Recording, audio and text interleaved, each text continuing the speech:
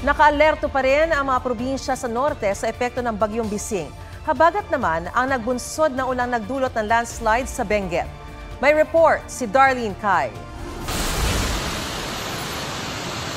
Mula sa bundok, tuloy-tuloy sa pagdaos-dos ang malat-tsokolating lupa at malalaking bato sa sitio Akupan sa Itogon, Benguet. Nasira na ang bahagi ng hanging bridge. Talagang nininirvyos kami Hindi kami nakatulog, lalo na nung nag-start yun, mga hapon na. Malapit nang dumilim. Kaya nga nagbakwit kami lahat.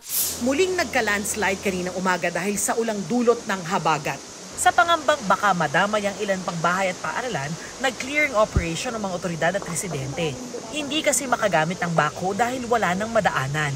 Mahigpit ding binabantayan ng mga magtatakang dumaan sa mga tunnel ng mga minahan. Minomonitor din ng ilang landslide-prone areas. Yung probinsya ng Abra at probinsya ng Apayao dahil nga sila yung nandoon sa extreme north ng Cordillera. At yan yung mga possibility mas malapit doon sa rain bands ng ating Tropical Depression Bising. Sa La Union, halos zero visibility sa lakas ng ulan. Naunang isinailalim sa signal number 1 dahil sa Bagyong Bising ang 11 lugar sa Ilocos Norte. Sa bayan ng Pasukin, bantay sarado ang mga baybayin dahil sa taas at lakas ng mga alon. At dahil bawal munang mga isda, hinango mula sa dagat ang mga bangka.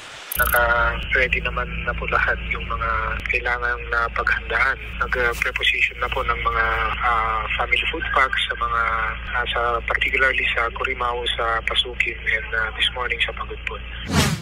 May pagbaha na rin sa Ilocos Sur. Sa Candon City, binabantayan ang pagtaas sa mga ilog. Sa Batanes, panay ang pag-iikot ng mga pulis para agad na makapag-abiso kung kailangan ng magpalikas. Mauna ni siya karon ang among room. Binaha naman ang isang paaralan sa Taguluan, Misamis Oriental. Tulong-tulong muna sa paglilimas ng tubig ang mga estudyante at guro. Ayon sa school head, bukod sa malakas na hangin, nagpapabahari ng naging epekto sa kanilang drainage system ng konstruksyon doon ng karagdagang classroom. Sa ngayon, ilang stakeholders ang nagbigay ng lupang panambak para mapigilan ang pagbaha. Darlene Kai, nagbabalita para sa GMA Integrated News.